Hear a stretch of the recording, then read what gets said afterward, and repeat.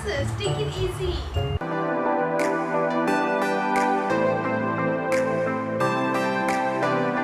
Hey guys, happy Tuesday to all of you and welcome back to the Win TV's Habit Game series where I take you through a painful but satisfying journey of building a new habit into your lives. So the hot yoga habit has been going well for me. Now going for 4 times a week seems way more possible than it was before. So I would like to thank all of you who have encouraged me, who has been there with me through this journey.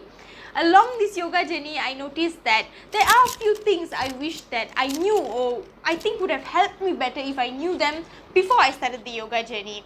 So I went for my first hot yoga class just for fun, it was last year December. I wanted to start something new for year 2020 and I just went for fun and I liked it and I kept going. But after a few months of doing yoga and taking it a bit seriously the past few months, I realized that there are a few things that would have helped me better if I knew about them before I started my yoga journey. So I think this would be very good for those of you who are beginners in yoga. Go grab your coffee and I will share the 3 things I wish I knew before I started my yoga journey.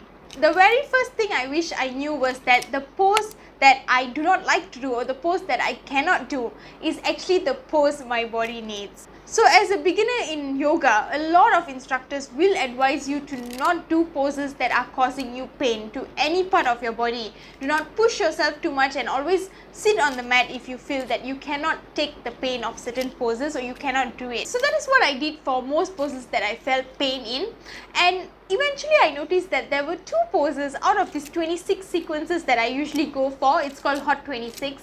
So there are 2 poses in this class that I usually do not do. And although the pain is getting lesser, I just still choose to sit on my mat. By the way, if you are feeling pain in certain poses, the right thing to do is to sit on the mat and not push yourself.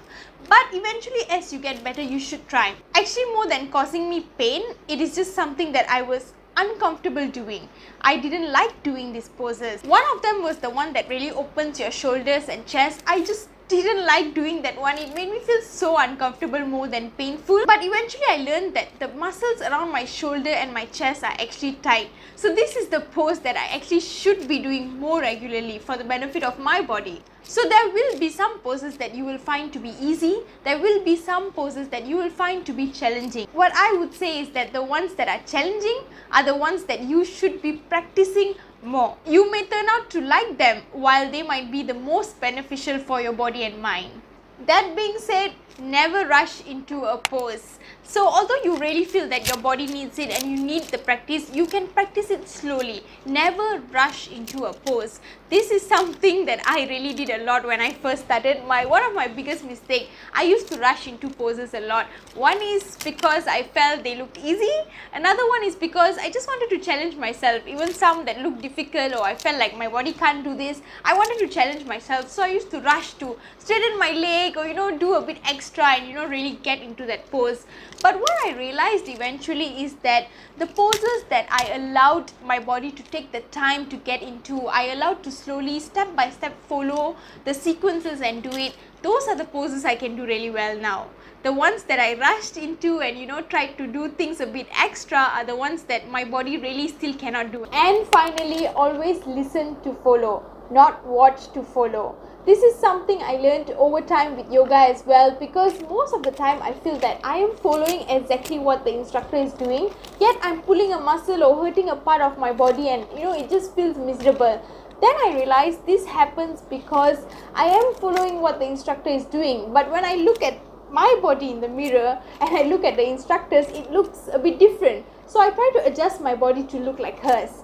This, my friend, is the biggest mistake you can do in yoga, because your body is not going to look like someone else's at any given time. Even you all are doing the same thing. You can adjust a little if you feel that there is something wrong in what you are doing, but it's still not going to look exactly the same with the instructors or with anyone else's body, because everyone is going to look different. So the best thing you can do to make sure you're doing right is to listen. The instructors will tell you precisely how your leg is supposed to be, how your hand is supposed to turn, how you're supposed to be breathing, where your eyes is supposed to be looking at. Everything will be told one by one to you. So it's best to listen and follow. When you're listening and following, you can be sure that you are doing the right thing. Do not watch to follow, because you're going to sprain your neck or you're going to pull a muscle. That's the three main things I learned over time with yoga, guys. If you are beginners, I think these are the three things you must really keep in your mind during every class. Make sure you're listening to follow, not watching to follow. Make sure you're not rushing into the pose. If not, you will have to start back step by step when you go deeper into it. And finally, practice the poses that you feel uncomfortable with more. That will be the one that will benefit you in the longer run. That's all I have, guys. Give it a thumbs up if you like this video and don't forget to subscribe to my channel. Lots of love. Bye bye.